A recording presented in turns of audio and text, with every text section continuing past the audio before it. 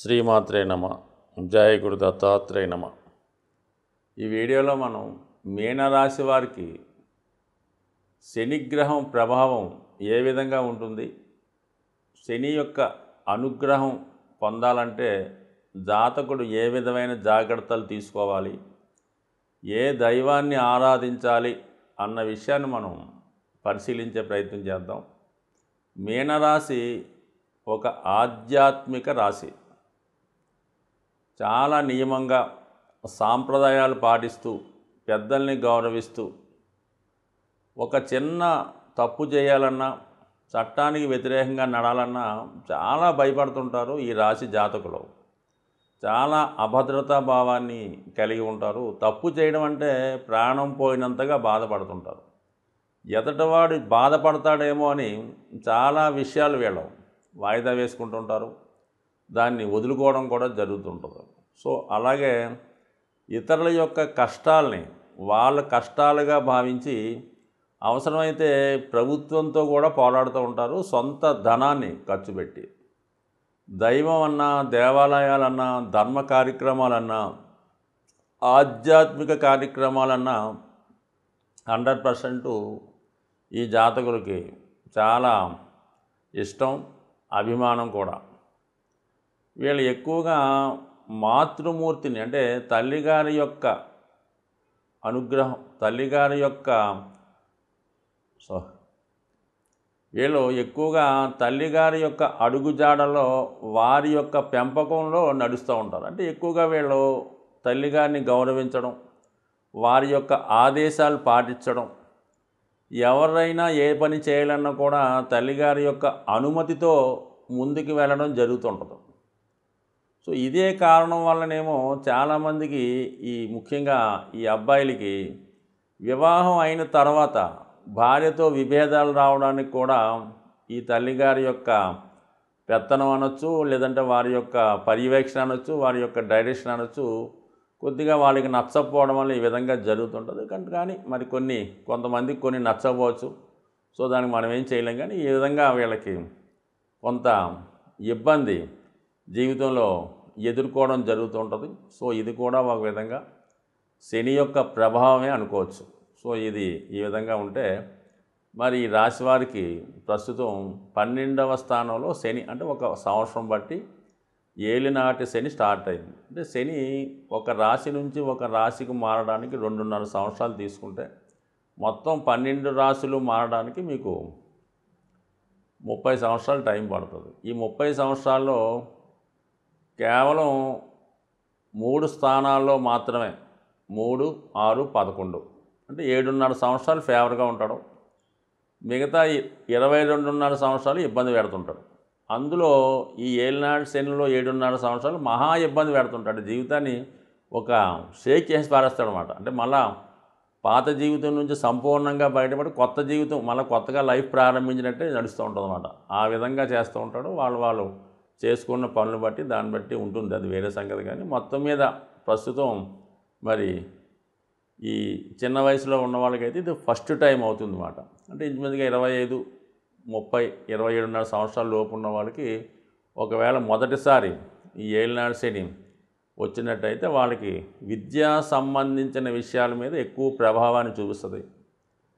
అలాగే ఎంత కష్టపడి చదివినా చదివింది మర్చిపోతారు. మరి కొంతమందికి అయితే మరి ఫీజు కట్టడానికి, బుక్స్ కొనుక్కోవడానికి కూడా ధనం లేక ఇబ్బంది పడేవాళ్ళు కూడా ఉండడం జరుగుతూ ఉంటుంది. అంటే చదువుకి సరైనటువంటి సదుపాయాలు లేక, సౌకర్యాలు లేక ఇబ్బంది పడుతూ ఉంటారు. మరి ఇది విద్యార్థి దశలో ఉన్నవాళ్ళు. అలాగే ఉద్యోగం కొరకు ప్రయత్నం చేస్తున్న వాళ్ళు కూడా అదే పరిస్థితి. ఇదే రెండవసారి వచ్చుంటే అంటే 30 సంవత్సరాలు దాటిన తర్వాత 45, 50 సంవత్సరాల లోపు వాళ్ళు కూడా సెకండ్ టైం వస్తుంది. సెకండ్ టైం మాత్రం కంపల్సరీగా ఆర్థిక పరిస్థితి చాలా అల్లకల్లోలంగా ఉంటుంది.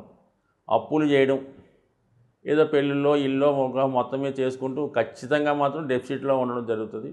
చాలామంది ఇదే టైంలో వ్యాపారాలు నష్టపోవడం, ఉద్యోగాలు పోగొట్టుకోవడం కూడా జరుగుతూ ఉంటుంది. అంటే ఇది అందరికీ కాదు, వాళ్ళ స్థాయిని బట్టి. సెకండ్ టైం వచ్చినప్పుడు మూడవసారి అంటే 60 సంవత్సరాలు పైబడిన వచ్చిన వాళ్ళకి ఆరోగ్యం మీద ఎక్కువ ప్రభావాన్ని చూపించడం జరుగుతుంటుంది. ఏదో విధంగా బెడ్ రిటన్ అవ్వడం, ఎప్పుడో పాత రోగాలు బయటపడడం, కొంతమందికి చిన్న చిన్న ప్రమాదాలు బెడ్ రిటర్న్ అవ్వడం జరుగుతూ ఉంటుంది. చాలామందికి ఒక అపోహ కూడా ఉంది, మూడవసారి ఏలినాటి శని వచ్చినప్పుడు అది మారకాన్ని ఇస్తుందని కొంతమంది నానుడిగా అభిప్రాయపడుతుంటారు. కానీ ఆయుష్ ఉన్నంత వరకు మూడోసారి ఎట్టి పరిస్థితిలో కూడా జాతకుడికి మారకం జరగదు. అంటే మారకం లాంటి అనుభవం వస్తే రావచ్చు తప్ప ఎట్టి పరిస్థితుల్లో కూడా ఏలినాటి కేవలం శని ప్రభావం వల్లే ఆయుష్ అయితే పూర్తవదు. మిగతా గ్రహాలు ఇచ్చే ఆయుష్ని బట్టి, జాతకుడి యొక్క జన్మ జాతకంలో పుట్టినటువంటి అతని ఆయుష్ లెక్క కట్టిన దాన్ని బట్టి జాతకుడు ఆయుష్ ఉంటుంది తప్ప శని ప్రభావం వల్ల ఎప్పుడు కూడా ఆయుష్ అన్నది రాదు. బట్ దాని ఆయుష్ కారకుడు శని, కానీ ఆయుష్ తీసేవాడు మాత్రం శని అయితే కాదు. బట్ ఎనీహో ఆ అపోహ నుంచి బయటపడడం మరి తగు విధంగా మరి ఈ రాశివారు ప్రస్తుతం మరి ఏ ప్రభావంలో ఉన్నా సరే మరి ఇప్పుడే మరి ఏలినాటి శని ప్రారంభమై 1 సంవత్సరం అయింది కాబట్టి ఎవరైనా సరే ఆర్థిక సంబంధించిన విషయాల్లో జాగ్రత్తగా ఉండడం మంచిది. సో విద్యార్థులు అనుకోండి, వాళ్ళకి ఏదో ఒక మెడిసిన్లోనో ఇంజనీరింగ్లో సీట్ వచ్చింది, సంవత్సరానికి ఒక 5 లక్షలు 10 లక్షలు ఫీజు కట్టాలనుకుంటే ఈ టైంలో ఎలా ఉంటుందంటే ముందు బాగానే కట్టేస్తారు, తర్వాత ఇబ్బంది పడుతుంటారు. అందుకని ముందే తగు సదుపాయం చేసుకోవడం. లేదో ఒక ఇల్లు కడదాం అనుకున్నాం, ₹1 కోటి అవుతుంది, ఆ ధనాన్ని సమకూర్చుకొని దిగాలి తప్ప ఓ 10 లక్షలు ఉంటే ₹1 కోటి ఇల్లు ప్లాన్ చేసుకుంటే మధ్యలో అయిపోయే అవకాశం ఉంది. సో దానికి కూడా ముందుగా ప్రిపేర్ అయ్యి దిగడం మంచిది. సో ఏదైనా మరి మీనరాశి వారు దైవబలం ఎక్కువగా ఉంటుంది కాబట్టి వీళ్ళకి గురుగ్రహ రాశులు అవ్వటం వల్ల వీళ్ళు దక్షిణామూర్తి ఆరాధన చేసుకోవడం వల్ల, దత్తాత్రేయుడిని పూజించుకోవడం వల్ల ఎక్కువగా ఈ శనిగ్రహ అనుగ్రహానికి లోనవుతారు. మరి ఈ మీనరాశి వారికి బుధుడు బాధకుడు, అంటే కన్యారాశి బాధక స్థానం అన్నమాట. అందుకని వీళ్ళు విష్ణుమూర్తి అనుగ్రహం తప్పనిసరిగా ఉండాలి కాబట్టి విష్ణు సహస్రనామ పారాయణ, లేదంటే విఘ్నేశ్వరుణ్ణి గరికతో ఆరాధించుకోవడం, ఈ విధంగా విఘ్నేశ్వరుని కానీ విష్ణుమూర్తిని కానీ ఆరాధించడం, దత్తాత్రేయుడిని ఆరాధించుకోవడం చాలా ఉన్నతమైనటువంటి స్థితి ఈ జాతకులు లభిస్తుంది. అంటే ఇప్పుడు చాలా కుటుంబాల్లో తగ్గిపోయింది, కానీ త్రినాద వ్రతం అని చేస్తుండేవారు మా చిన్నతనంలో. కానీ తర్వాత ఇప్పుడు కూడా కొన్ని ప్రాంతాల్లో ప్రతి ఆదివారం శనివారం త్రినాథ్ మేళ అనేవారు. త్రినాథ్ పూజ, అది బ్రహ్మ విష్ణు మహేశ్వరుల యొక్క ఫోటోతో పూజ చేస్తూ ఉండేవారు. దానికి ఒక విధంగా నైవేద్యంతో పాటు ఈ బీడీ పోగో గంజాయి పోగో వేస్తూ ఉండేవారు. మనకు చిన్నప్పుడు తెలియదు, కానీ అంటే ఇవన్నీ కూడా ఒక విధంగా శనిగ్రహం యొక్క అనుగ్రహం కోసం అని అనుకుందాం. సో ఈ కారణం వల్ల అటువంటి అవకాశం ఏమన్నా ఉంటే మరి ఈ రాశివారు అంటే ఈ బ్రహ్మ విష్ణు మహేశ్వరులు త్రినాథుల యొక్క ప్రతిరూపమే దత్తాత్రేయుడు కాబట్టి సూక్ష్మంగా దత్తాత్రేయుడిని పూజించడం కానీ, లేదంటే ఈ త్రినాథ వ్రతం చేసుకోవడం వల్ల కానీ వీళ్ళకి 100% ఐశ్వర్యం, ఆరోగ్యం, ఆనందం అన్నీ కలిగి సుఖంగా హ్యాపీగా ఉంటారని ఆశిస్తూ, సాధారణంగా గ్రహాల యొక్క శాంతి కొరకు పంచభూతాలు అంటే మనకి గాలి, నిప్పు, నీరు, వాయువు, ఆకాశం అనే 5 తత్వాలు ఉండడం జరిగింది. దీన్నే మనం ఈ పూజాధికారులు నిర్వహించేటప్పుడు పంచోపచార పూజ అని చేయడం జరుగుతూ ఉంటుంది. సో ఇందులో ముఖ్యంగా శని భగవానుడు యొక్క అనుగ్రహం కోసం మరి శని భగవానుడు వాయుతత్వ రాశి అవ్వటం వల్ల ధూపంతో పూజించడం వల్ల, అంటే మీకు సాధారణంగా శివాలయాల్లో కానీ అమ్మవార్లకు కానీ ఈ సాంబ్రాణి ధూపం ఎక్కువగా వేస్తూ ఉంటారు. సో అది సింపుల్గా అగరబత్తీలు వెలిగించడం. అంటే చాలామంది ఏం చేస్తారంటే పూర్తిగా పూజ చేయని వాళ్ళు వారంకోసారి మామూలుగా చేస్తుంటూ ప్రతిరోజు కూడా ఉభయ సంధ్యల్లో ఈ అగరబత్తి వెలిగించి పూజ చేస్తూ ఉంటారు. ఇంకా ఓపిక ఉన్నవాళ్ళు సాంబ్రాణి పొగ అది గృహం అంతా వేస్తూ ఉంటారు. ఎక్కువగా అమ్మవార్లకి, శివునికి, అలాగే ఈ సాంబ్రాణి పొగ వేయటం వల్ల కనీసం ప్రతిరోజు అగరబత్తి 2 పూట్ల భగవంతుని యొక్క ఆరాధించడం వల్ల మీకు కంపల్సరిగా ఈ నవగ్రహాల్లో శని భగవానుడి యొక్క అనుగ్రహం లభించడం జరుగుతూ ఉంటుంది. సో ఈ కారణం వల్ల ఒకటి. అలాగే ప్రతిరోజు కూడా ఈ గృహంలో నిరంతరం ఏదో భగవంతుని యొక్క నామస్మరణ మోగే విధంగా, అంటే గతంలో కొన్ని చిన్న చిన్న బాక్సులాగా ఉంటే అవి ఏదో ఓం నమో నారాయణయో ఓం శివాయ ఏదో చదువుతూ ఉంటాయి.